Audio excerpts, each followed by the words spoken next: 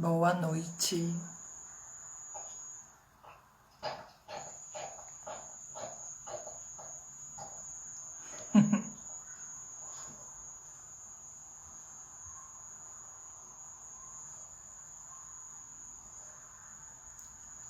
Olá, boa noite.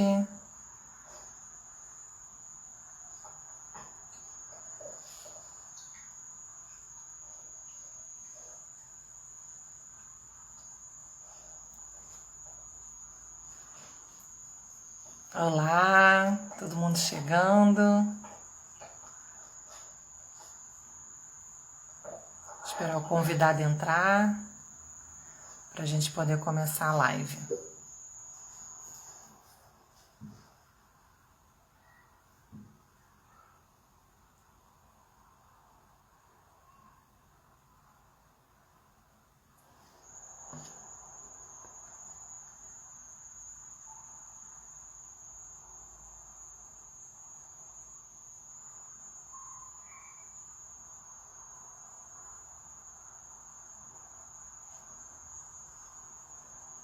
Nosso convidado entrou. Helder, mande o convite para mim, por favor. Eu acho que eu não sei mandar. Peraí.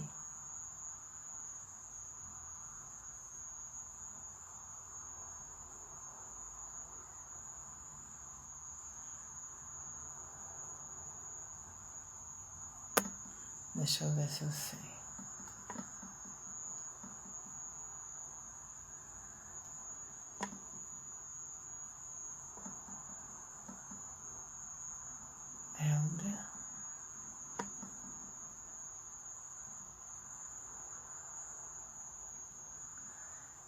Helder, boa noite.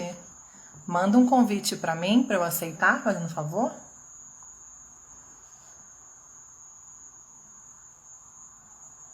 Vocês estão me ouvindo? O áudio tá tranquilo? Vocês estão conseguindo me ouvir? Dá um joinha aí, ó. Quem tá conseguindo me ouvir? Boa noite. Vocês estão me ouvindo? Tá ok?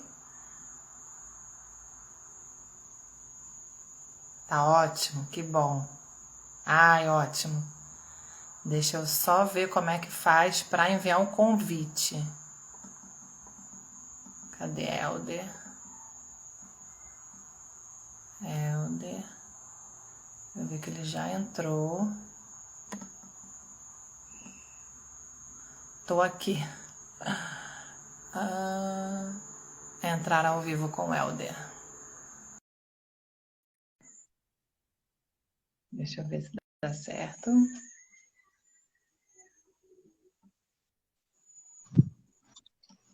Ei, deu certo!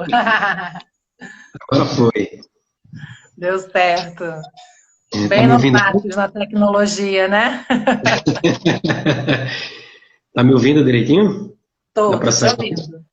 Maravilha. Vamos só esperar mais um pouquinho, que são 7 horas agora, né? E Sim, aí o sim. pessoal vai entrando. Eu Tô acho que tá pronto. todo mundo... Que bom. Estamos todos muito ansiosos. Vamos aí caprichar nas perguntas, Né? para ter Você boa colocou discussão. lá no grupo dos produtores. Divulguei nos grupos do Sebrae, nos grupos que eu dou consultoria.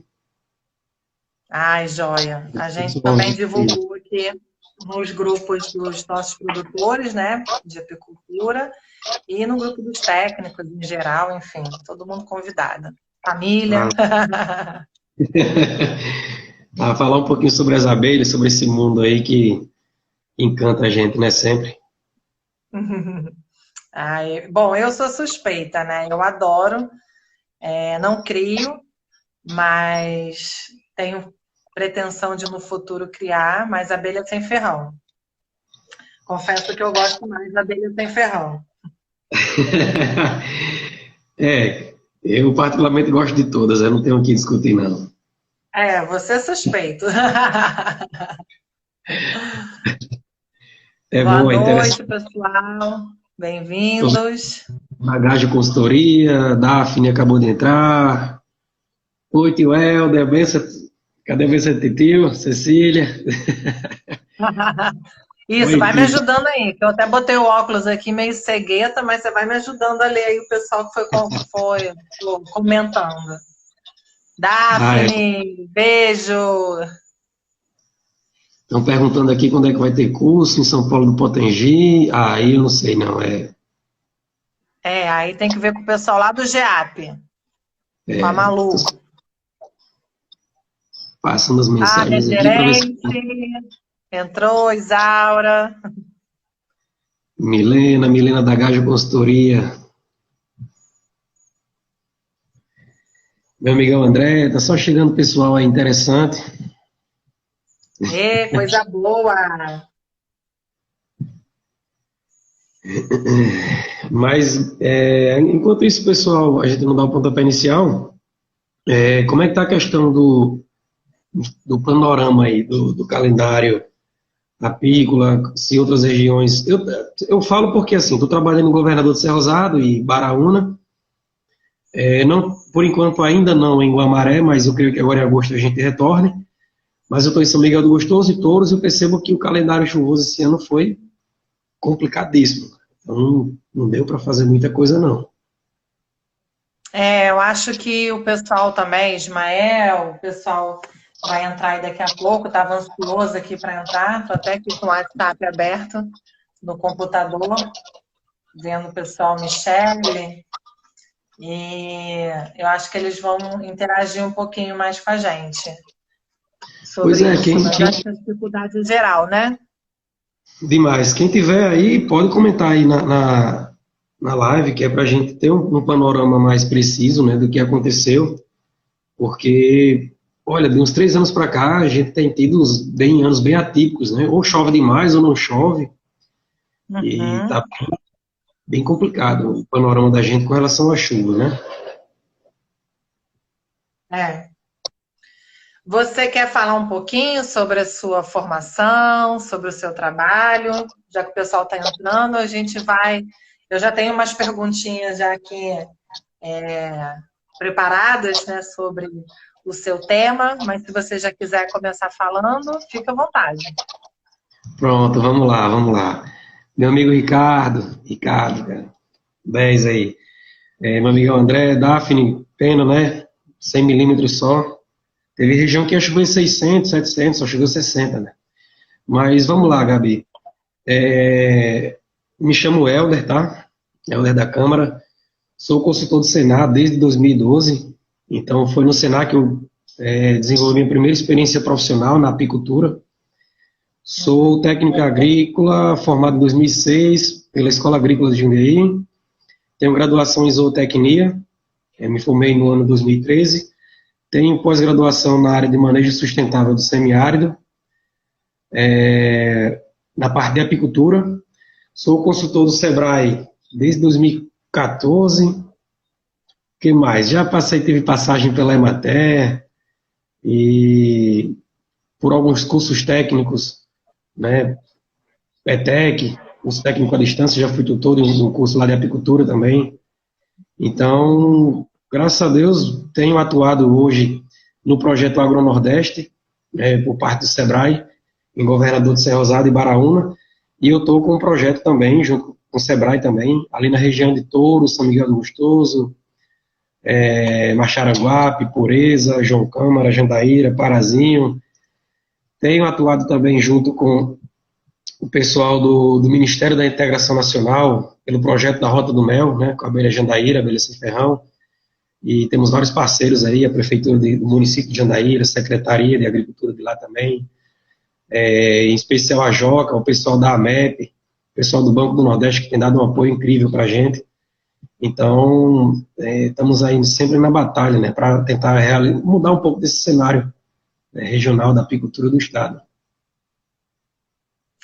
E me fala um pouquinho sobre esse tema, né? Que para quem não sabe, eu deixei quando a gente, né, pensou nessa live de apicultura, deixei o Helder muito à vontade para escolher o tema, né, que ele achava interessante, né, abordar para a gente conversar aqui com vocês. Me fala o porquê que você escolheu esse tema e qual a importância dele. Pois é, vamos lá.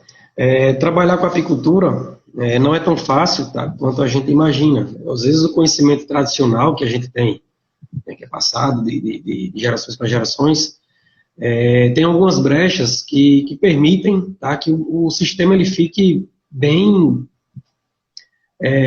como é que eu posso dizer, bem falho. E por que eu escolhi a substituição da cera? Pelo menos 70% dos apicultores, estou sendo bem generoso, pelo menos 70% dos apicultores eles não trocam a cera, tá? E, cara, não dá para trabalhar com apicultura sem trocar a cera. Então, por isso que eu escolhi esse tema, mas que esse tema ele também é voltado para a produção de pólen e outros tipos de produtos. Então, primeiramente, a casa tem que estar organizada, a casa é um ninho. E eu escolhi a cera porque ela a parte física, é o compartimento, é o principal componente estrutural do enxame. Então, sem cera, não há como o enxame permanecer, né, uma cera de qualidade. E serve tanto para armazenar alimento, para deposição de crias, e depende exclusivamente de uma fonte energética, né, no caso seria o mel, ou para quem é adepto da alimentação artificial, a cera depende exclusivamente disso para ser produzido. Aliás, para ser produzida. Né? Só para ficar claro, existem alguns produtos que a abelha produz e outros que a abelha transforma. O mel é um alimento transformado. A própolis é um alimento transformado. Então, a geleia real é um alimento sintetizado, um alimento produzido. A cera também. Geleia real também. Então, esses produtos que eu falei, que dependem exclusivamente da natureza, não dá para a gente trabalhar assim de forma tão fácil quanto se imagina. Então, para que a gente tenha bons resultados, a gente tem que alimentar. A alimentação é importante para ter esse trabalho de cera. E a nutrição é básica, né, para todas as espécies. Mas, e ele que vale também 70% do custo quando você trabalha com essa alimentação artificial. Como que funciona? O custo é alto? Como que vamos você lá. direciona? Como é que funciona?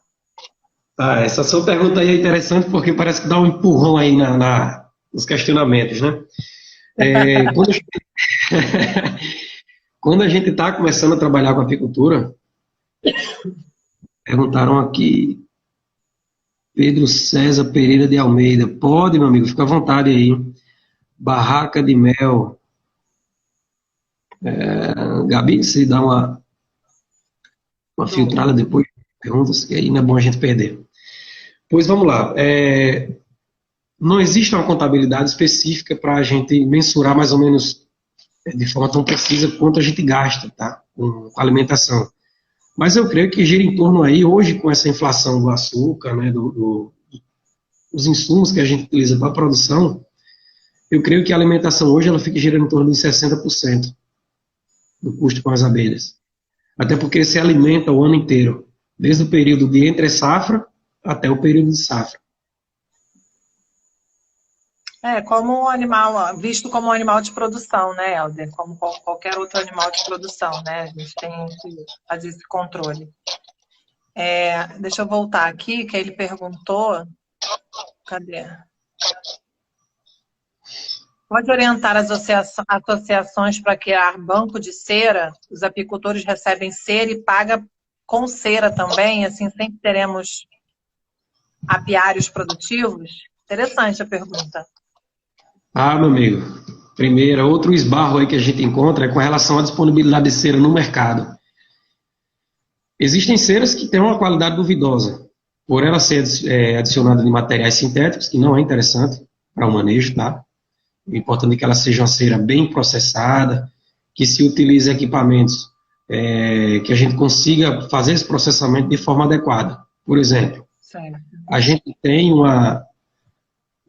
comumente a gente encontra apicultores derretendo cera em tambores, colocado diretamente no fogo. Então a gente não tem o controle sobre a temperatura da cera. E ela fica dura, ela perde a questão da qualidade físico-química, e lá na frente as abelhas vão começar a não responder ao manejo de troca de cera. Então, por mais que a gente alimente, mas dá um trabalho para ela puxar. Então, se você tiver um banco de cera, é bastante interessante aí, porque além de você ganhar muito dinheiro, você consegue fazer a troca da cera do seu apiário.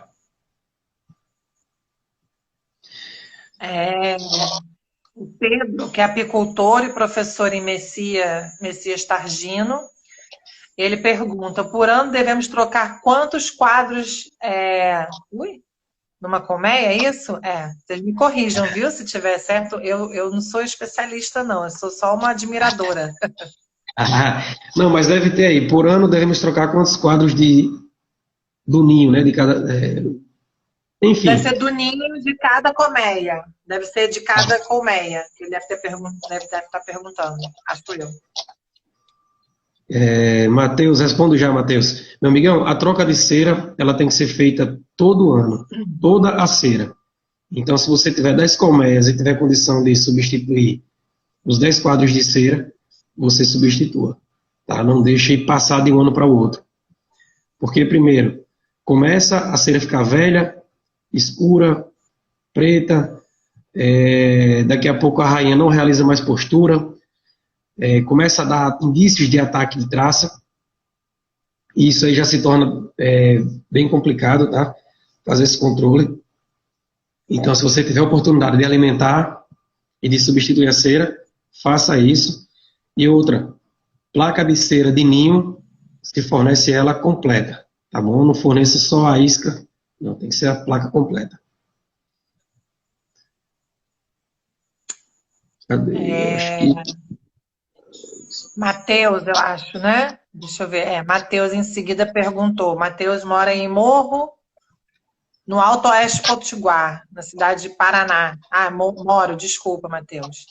Eu só alimento minhas abelhas de novembro a janeiro. É um manejo correto?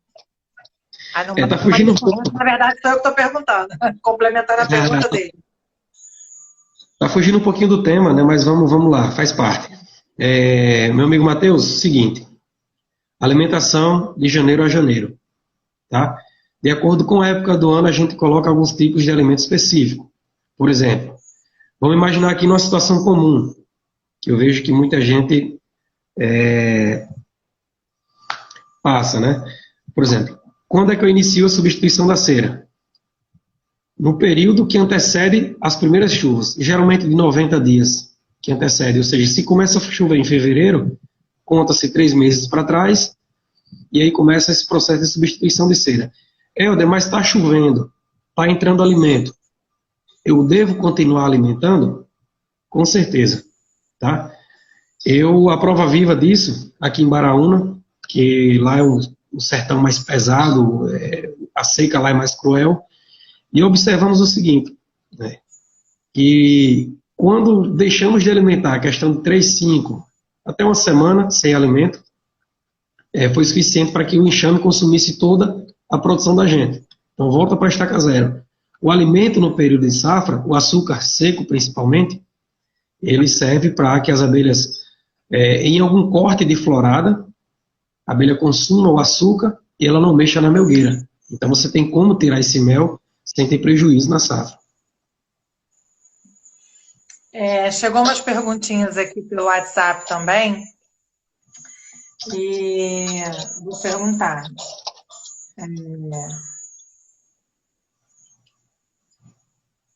Em quanto tempo eu posso em quanto tempo eu posso fazer já pegando um gancho, em quanto tempo eu posso fazer essa substituição tanto da cera do ninho quanto da melgueira? Pronto, a da melgueira fica fácil.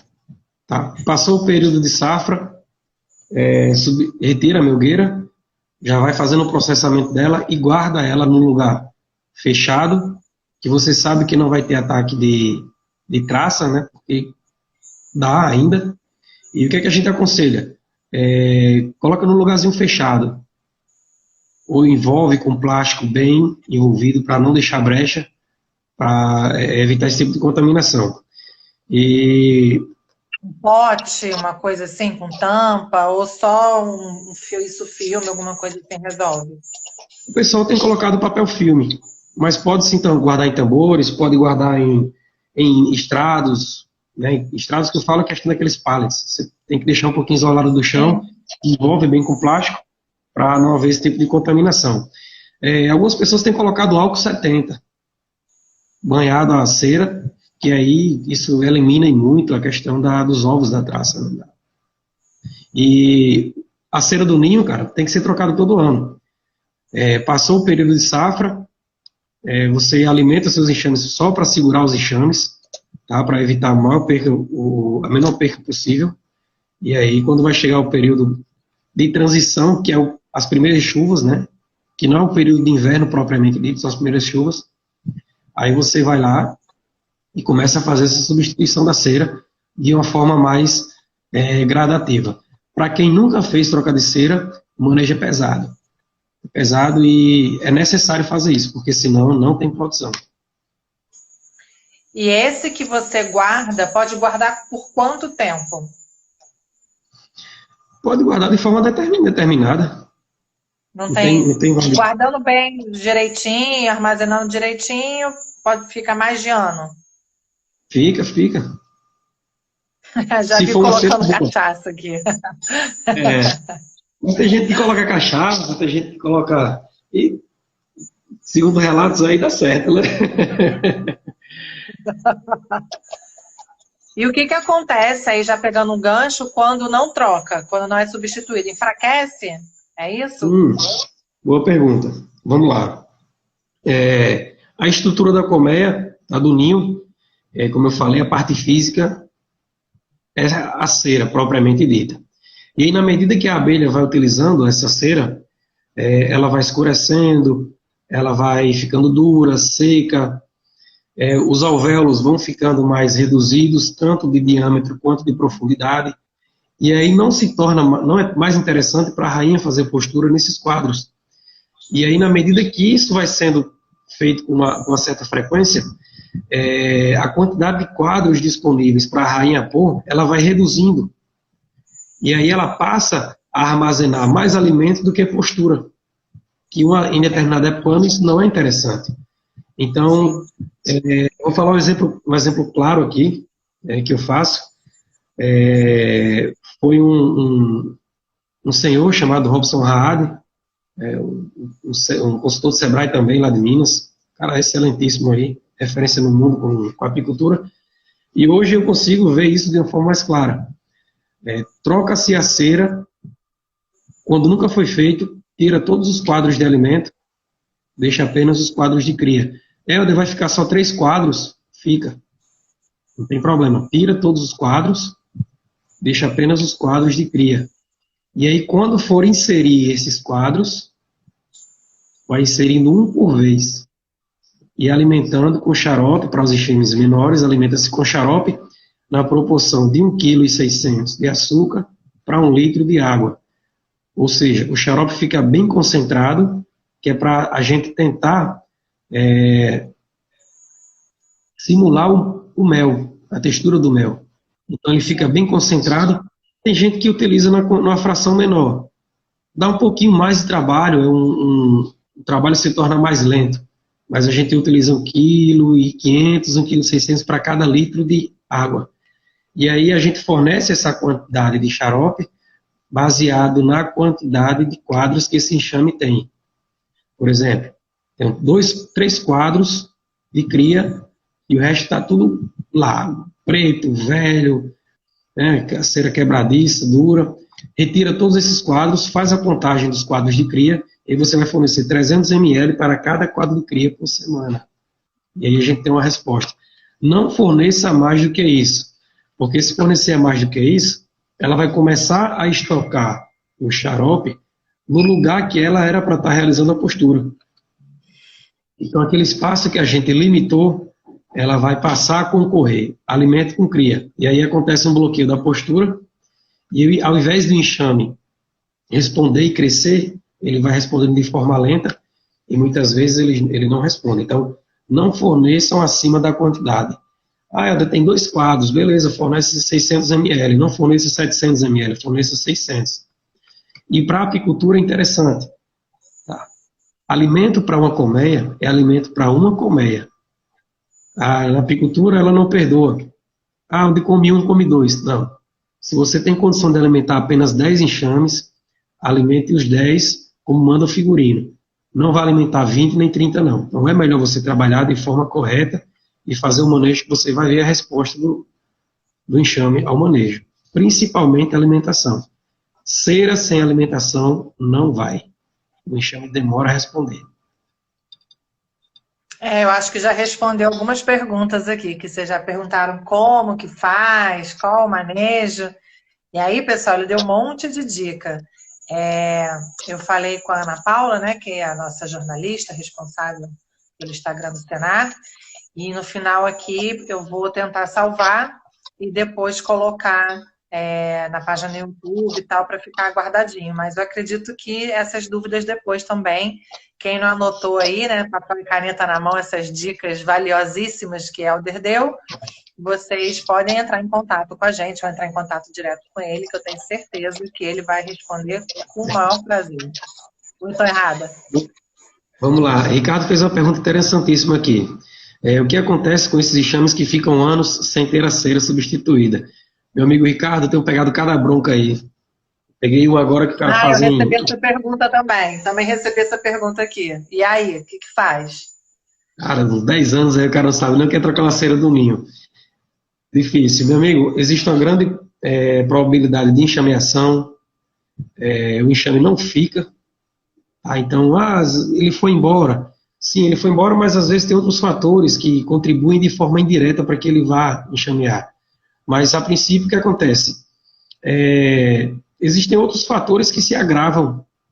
A troca da cera, se você não troca, existe uma grande probabilidade de ter ataque de traça, de ter uma proliferação forte de varroa, o enxame não cresce, chega o período de entre-safra, o enxame não tem operário suficiente para manter o enxame funcionando, então possivelmente ele vai minguar, ele vai partir para outras regiões também, o enxame fica susceptível a ataque de insetos, então é bem complicado essa questão da cera. Ou troca, não tem outra alternativa não. Não temos opção. E aí, pegando o gancho, Helder, para essa dúvida, eu recebi aqui uma dúvida também, aqui pelo WhatsApp, falando sobre as condições, da relação a vizinho. Como é que é? O que pode ser favorável para mim, em minhas condições, será o mesmo para o meu vizinho apicultor, que eu possa fazer essa substituição? Cara, existem alguns manejos que, assim, tem que fazer. Então, troca de cera tem que ser feita. Agora, a forma com que você vai trocar essa cera e a forma com que você vai manejar, muda de comer para comer, quanto mais de vizinho para vizinho, né? É muito individual, eu imaginei. É como se fosse um micromundo, né? Cada micromundo tem as suas particularidades. E me tira uma dúvida. Quando você falou aí que quem não troca há muito tempo pode acontecer do enxame abandonar, né? Na natureza, é isso que acontece com os enxames naturais na natureza? Essa troca, eu sei que às vezes a troca é feita pela rainha, né? Que tem uma nova rainha e um grupo sai e faz uma nova colmeia. Mas na natureza, como que funciona isso? Se a colmeia, né, se a cera fica velha, e como é que funciona na vida livre, digamos assim? Então, a abelha por si só ela tem um comportamento enxameatório. Então, de fato, isso aí cedo ou mais tarde vai acontecer. O que a gente tem que fazer é tomar medidas que são feitas através dos manejos para evitar o mínimo de enxameação possível. Na natureza acontece? Acontece. Acontece porque geralmente ela enxameia em busca de outras áreas que têm uma maior oferta de alimento. Mas também possa ser que seja por outros motivos. ataques de inseto, queimadas e por aí vai. Com relação a essa questão da cera, ela tem espaço para crescer na natureza. Então, geralmente, se ela não ficar em um local em que tem um espaço limitado, ela vai crescendo, vai crescendo, vai crescendo. Chega uma hora que isso meio que estabiliza. Mas, como a colmeia, o modelo Langstroth, ele tem uma limitação, uma medida específica na caixinha, então, se você não fizer isso naquele compartimento, existe uma grande possibilidade dela enxamear assim. E quando a gente fala desse troca da cera, de tudo que a gente está conversando, é tanto a abelha com ferrão quanto a abelha sem ferrão. Exato.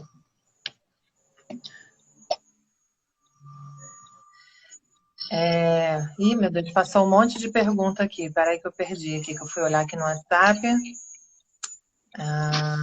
Durante a revisão, qual a importância Qual a importância? Muito falando bem. O Helder, top, realmente ele é top. Obrigado aí. Nesse período que estamos enfrentando na região litorânea do RN, né? Em que momento devemos fazer a troca de cera? Vamos lá. Nesse momento que você refere, é porque aqui está meio atípico também, né? No litoral. Mas vamos lá, né? Marcelo Braz, eu vou responder a sua pergunta e que já puxa um gancho para o que Gabi me perguntou. A alimentação deve ser de forma coletiva ou individual? Meu amigo, a alimentação coletiva já ficou desde a época dos primórdios da humanidade aí, ninguém utiliza mais não. Já é defasado, já é informação defasada. Já. Então procure sempre alimentar de forma individual, ok? Ela responde melhor. E aí o que acontece? A troca da cera, em que época eu devo fazer essa substituição? Cara, depende do contexto que você está inserido. Se você quer fazer essa troca de cera no período de safra, porque você não tem outra alternativa, outra época do ano, e é para urgência, você faz, não tem problema. Agora, o mais indicado é que seja antes da safra, no período de preparação dos enxames, geralmente em torno de 60, que varia muito, tá? De 45, 60 dias, 45 são aqueles enxames que respondem melhor.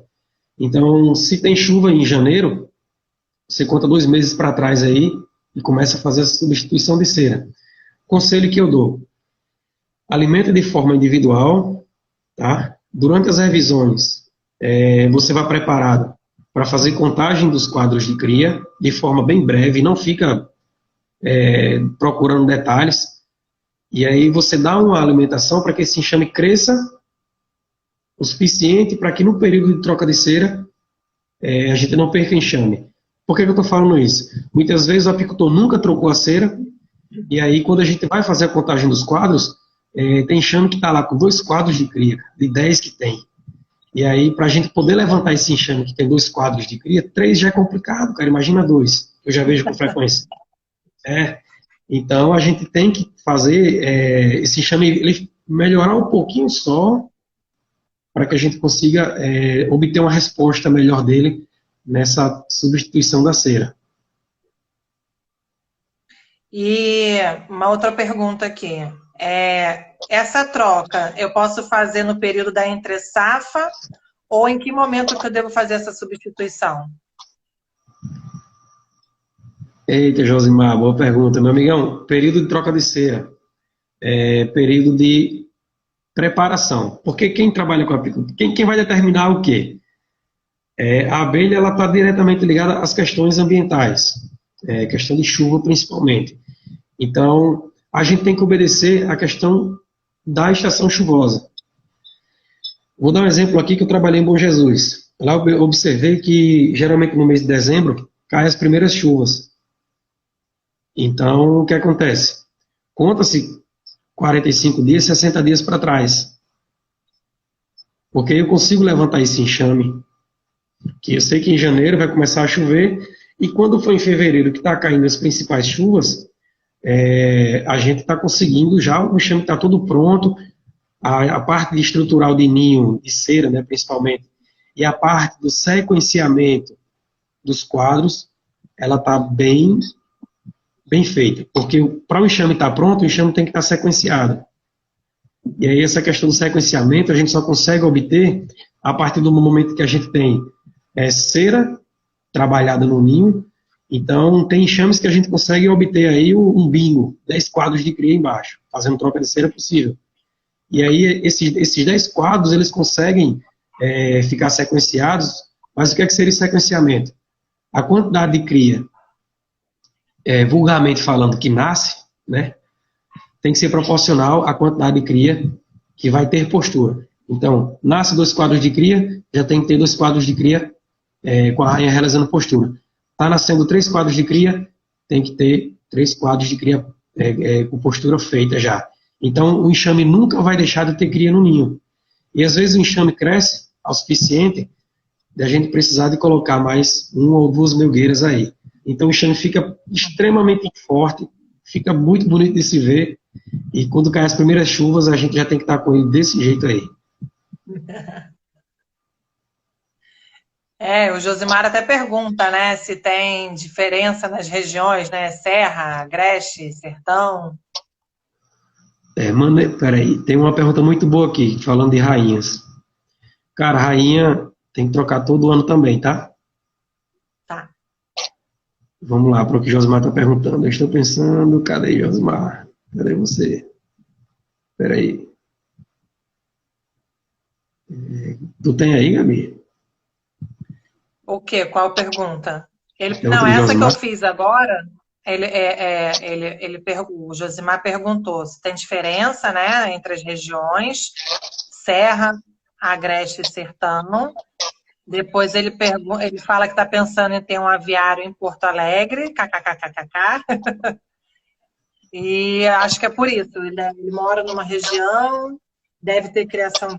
Me corrija se eu estiver errada, Josimar. Deve ter uma criação na região dele e quer levar as abelhas dele para Porto Alegre, que é uma região mais fria, nossa, né? Diferente, né, do sertão. Eu acho que a dúvida dele é em relação a isso, dele fazer essa transição de uma região para outra.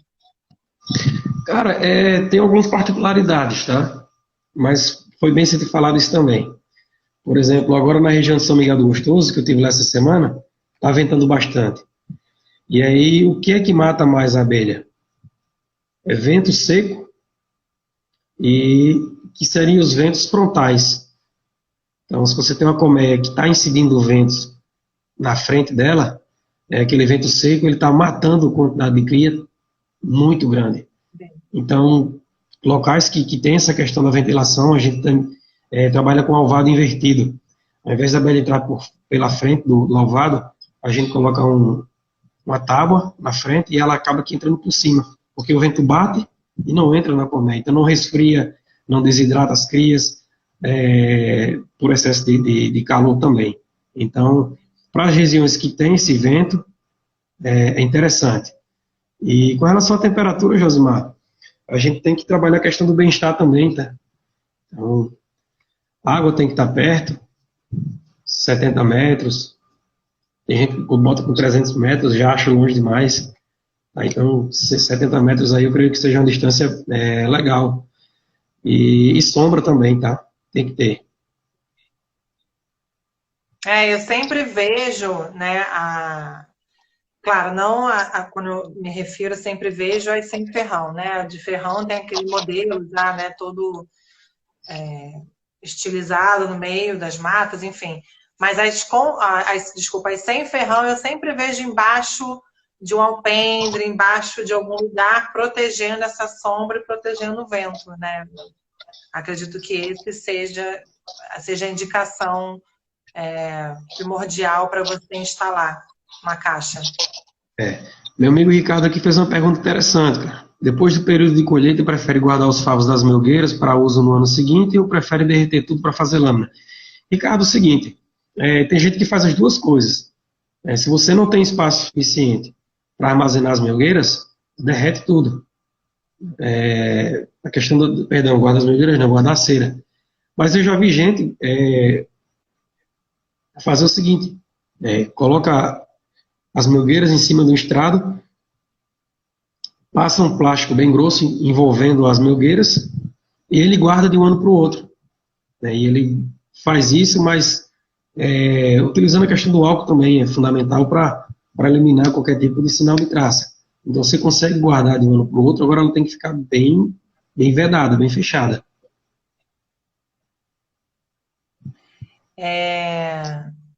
O RN tem potencial para aumentar a produtividade dos produtos oriundos da abelha? É uma pergunta.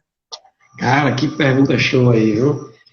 Rapaz, a gente tem um potencial aí que poucas pessoas conseguem, pelo menos, mensurar. Eu já vi conhecidos chegar assim numa propriedade, numa fazenda, e dizer aqui só cabe 50 colmeias, aqui só cabe 100. Aí você olha para frente assim, tem meio mundo de vegetação nativa. Então, como é que ele sabe que ele cabe 50 e que aquilo ali cabe 100 ou 200? Quando eu estou indo para João Câmara, que eu pego as regiões mais altas ali, eu vejo a quantidade de vegetação que temos. Riquíssimo isso. O estado da gente ele tem um potencial para a produção de mel que a gente não faz nem ideia. Não faz ideia. A região do Potengi, principalmente em Riachuelo ali, cara, é espetacular de ver. Então, a gente tem potencial para crescer muito mais e está competindo aí no cenário nacional, viu? Sim. E voltando aqui um pouquinho para o tema da cera, tem uma pergunta aqui que eu achei bem interessante. Qual a quantidade, a representatividade, aumento de produção eu posso ter com essa substituição de cera, desculpa? O que gera esse aumento em produção e produtividade com essa substituição, já que você já falou toda a parte do funcionamento, da importância e tudo mais, mas no dinheiro, e aí na rentabilidade disso aí, como é que funciona? Vamos lá, eu vou dar um exemplo recente agora. Não sei se tem alguém de Baraúna aí, daquela região, que eu assisto o pessoal lá.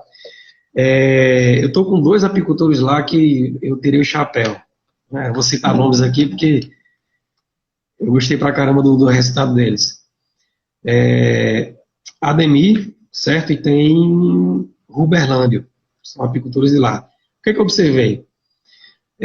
A gente começou a preparar os enxames de forma tardia. Questão de início de projeto mesmo. Não foi por questão de desorganização de manejo nem nada, não. Comecei a atuar lá em dezembro. Em fevereiro a gente já estava com os enxames tudo pronto lá. Graças ao pessoal também que fez o manejo de troca de cera e alimentação de forma adequada. Mas aí o que aconteceu? Antecipamos a safra, uma catagem, porque não teve safra lá, o que teve foi uma pequena catagenzinha. Quando ninguém tinha mel para tirar, a gente já tinha mel para tirar. Que foi a primeira florada que apareceu foi do marmeleiro e do velame. O pessoal aqui conhece bem, sabe o que eu estou falando. Teve gente que tirou safra uma vez só, tirou mel uma vez esse ano. Lá, a gente, pelo menos, tivemos 3 catagens de mel. Ou seja, no período que eu fiquei mais impressionado foi que a região que já vinha sofrendo com a instabilidade de chuva pouca e bem espaçadas de uma para outra, da última chuva até o dia que eu estava lá, eles tiraram mel 2 vezes, ou seja, foram 45 dias de seca e eles tiraram mel 2 vezes. Então, a gente propõe um manejo para vocês, mas é no intuito de que vocês tenham uma resposta financeira melhor. Mas, infelizmente, o ano não está ajudando, né? A gente está com essas chuvas aí irregulares que tem atrapalhado, viu? E a região do Potengi, meu amigo, sem dúvida nenhuma, é uma das melhores. E em relação ao custo dessa... Porque teve uma pergunta até que fizeram aqui, se é mais interessante comprar, ser ou produzir, que você já respondeu. Mas em relação ao custo de produção, quando teve duas safras, digamos assim, comparada a uma pessoa que teve uma só. Você já trabalhou com os produtores esse cálculo, para saber quanto que está saindo o custo de produção daquele daquele grupo, né, daquela região, enfim, ou daquele produtor especificamente? Cara, boa pergunta, viu, Gabi? A gente ainda não tem esses números fechados de forma exata, mas o que aconteceu? Fizemos toda a substituição de suporte, tá? Utilizamos suporte de ferro 5x16 frisado, utilizamos açúcar, cera nova e alguns alimentadores foram confeccionados também. Mas se pagou, todo esse investimento foi pago, e eu acho que o pessoal lá teve um aumento. Deixa eu só fazer uma conta rápida aqui. 50 vezes 15. Eu creio que tenha ficado para eles em torno aí de. Pô, eu acho que vou botar aqui por baixo, tá? 70% do gasto esse ano foi com investimento em insumos de custeio, né? Que seria a questão de cera e alimentação. Mas eu creio que foram pagos tudo isso, e ele ainda ficou, acho, com 30% do que ele investiu. Ele retirou todo o investimento e ainda ficou com 30% a mais. É uma margem. Como a gente não fechou o ano ainda lá, a safra, a gente não tem essa informação tão precisa, mas eu creio que tenha sido de forma bem generalista. Então, dos 30% foi o que sobrou. Para quem não tinha safra, teve 3%, então para mim está ótimo, né? Para a gente está ótimo. Com certeza. E até é interessante, Helder, aí como uma sugestão, depois que tiver com esses dados em mãos, fazer o comparativo daqueles que fizeram a troca de cera, que, né, fizeram suas recomendações, tudo direitinho, comparando com aqueles que não fizeram. Né? A produção e a produtividade colocada ali na ponta do lápis. E com certeza não, é isso, achismo meu, mas eu acredito que tenha sido uma melhor produção, acredito eu, né? Com um manejo mais, dando um suporte nutricional melhor para essas abelhas, né?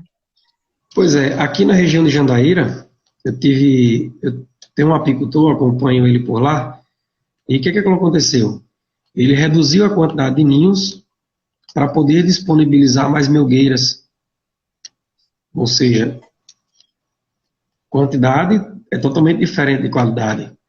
A média do apiário dele subiu em produção de mel. A média do apiário dele foi em torno de 45,5 kg.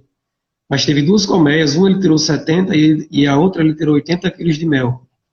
Então, eu acho que vale a pena, viu? Menino, ou se vale. Tá vendo, pessoal? Segue as recomendações do técnico, porque ele sabe das coisas. Tem mais aí? Eu estava vendo. Fizeram pergunta não relativamente relacionada à cera, mas em relação à produção do modo geral. Como que sabe que as abelhas já estão prontas, né, para produzir mel? Para iniciar a produção de mel, na verdade, né, de forma rentável. Pois é, quando é que os enxames estão prontos? Quando a gente percebeu que trocamos toda a cera do ninho, que o enxame está respondendo ao manejo de substituição de cera e de alimentação. Ou seja, para o enxame chegar no período inicial de safra com pelo menos 7 a 8 quadros de cria. Não é quadros com cria, tá bom? É quadros de cria. Porque tem quadros que tem alimento e tem quadros que tem cria. Quem é apicultor sabe. Tem quadro que é 100% cria. Então, quando é que o enxame está pronto? Quando ele está sequenciado, que esse sequenciamento ele está equivalente a esses 7 a 8 quadros de cria. Então, é quando o enxame está pronto. E quando ele está com melgueira para receber o mel, né? As portas estão abertas aí. Tem uma outra pergunta aqui. Pergunta, na verdade, uma colocação que eu achei bem legal. Ele falou isso mesmo, com a colheita comprometida, ainda se pagou os investimentos com a troca de cera, alimentação e compra de materiais. Show! Pois é, então foi algo assim espetacular. Qual alimento estão usando para estimular, professora Gontinéia? Qual alimento estão usando para estimular a puxada e em qual intervalo? Não existe intervalo, não existe uma receita de bolo específica para isso. Existem vários tipos de alimento que a gente oferta de acordo com o que tem no mercado. O que é que eu estou querendo dizer com isso? Esse ano a gente não comprou o açúcar VHP, que é um açúcar a um custo mais baixo, porém com a qualidade nutricional semelhante ao açúcar demerara. Então, utilizamos o açúcar branco, ele deu uma resposta boa, porém o açúcar VHP é o mais indicado. Mas vamos lá. O alimento que a gente usa para estimular a puxada da cera. Açúcar, tá, na proporção de 1,5 kg a 1,6 kg para 1 litro de água. Então tem que estar bem diluído esse açúcar, porque senão ele cristaliza na ponta do alimentador e aí as abelhas ficam sem ter acesso a esse alimento. E qual a frequência? A frequência, ela tem que ser feita semanalmente. Ou de acordo com os equipamentos que você tem disponível atualmente. Quando se utilizam garrafas de 500 ml, a gente fica bem limitado, né, que o pessoal usa muito alimentador tipo cachimbo, que é aquele que é com um cano dobrado, que coloca no ovado.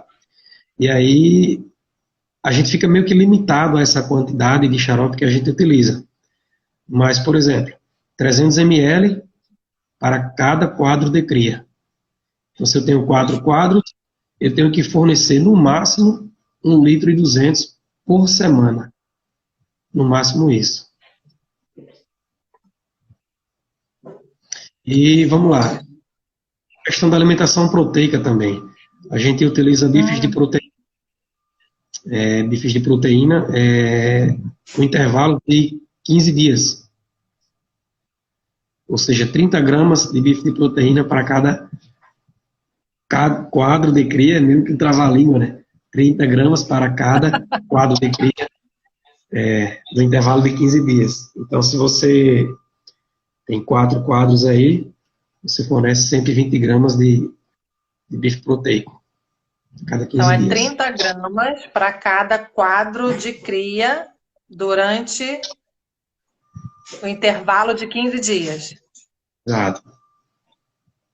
É isso? Isso. O açúcar seco estimula a puxada da cera da mesma forma que a garapa? Que pergunta boa, hein, Michele?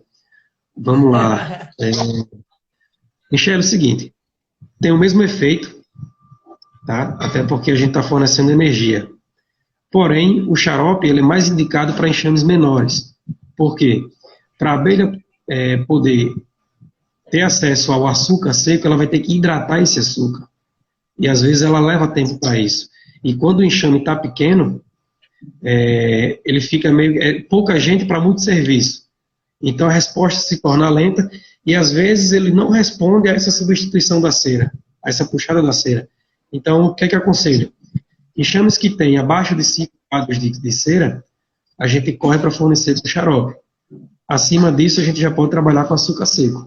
Porém, tendo fonte de água para poder hidratar esse açúcar e poder consumir. Uma pequena observação. Eu estava dando consultoria recentemente em uma propriedade e aí eu observei que quando a gente está utilizando alimentadores tipo coxo, que é aquele que fica entre a tampa, sempre embaixo da tampa, as abelhas estavam consumindo melhor o açúcar. E aí quando a gente estava utilizando alimentadores, não sei se vocês conhecem, mas deve saber, aqueles jarros, são jarros de jardim, que tem uns 15 centímetros, 15 a 20 centímetros de altura, as abelhas não estavam consumindo o açúcar. E aí a gente ficou meio que se perguntando, mas por que que o alimentador de coxo, de cobertura, que ele é mais raso, as abelhas estavam consumindo, e o alimentador mais profundo, as abelhas não estavam tendo esse acesso. Como eu falei, quando eu peguei esse alimentador mais profundo, que eu passei o formão embaixo, e eu vi que lá embaixo estava uma papa, ou seja, as abelhas estavam hidratando o açúcar, mas aí a água lixiviava, né? Vamos utilizar esse termo. A água descia, ou seja, o açúcar de cima ficou lavado. O açúcar VHP, que ele tem uma cor marrom, ele estava virando praticamente um açúcar cristal. Então, para ela poder ter acesso a esse alimento seco, ela tem que hidratar, e se vocês puderem utilizar o alimentador de cobertura com no máximo 7 centímetros de altura, dá show de bola. Façam isso, porque se vocês colocarem alimentadores com capacidades maiores, vocês vão se permitir a não ir para o seu apiário com aquela certa frequência. Então, a minha dica é essa: alimentador de cobertura, tipo coxo, não utilizem ele de forma tão profunda, né? Porque, isso aqui cabe mais, mas às vezes é um engano, ele atrapalha o serviço.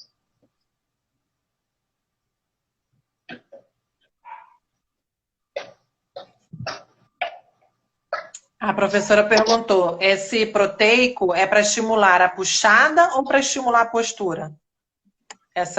O trava-língua. É meio que um conjunto, né?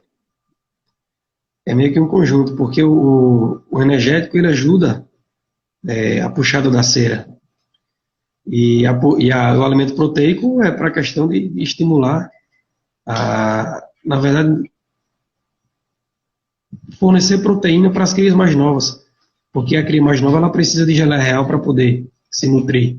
Então, quando não se fornece esse alimento proteico, possivelmente a baixa oferta desse alimento na natureza, ele vai ter uma certa limitação aí na questão da produção de geleia real para a alimentação das crias. Pessoal, a gente já passou muito rápido. Nossa, passou muito rápido. A gente já está fazendo 1 hora de live. É possível que o Instagram feche, né, com 1 hora de live. Mas se fechar, qualquer coisa eu abro de novo, se vocês quiserem continuar. Só me dá um tempinho para eu poder salvar esse vídeo, né? Mas também vai depender da disponibilidade do Helder. Mas caso caia,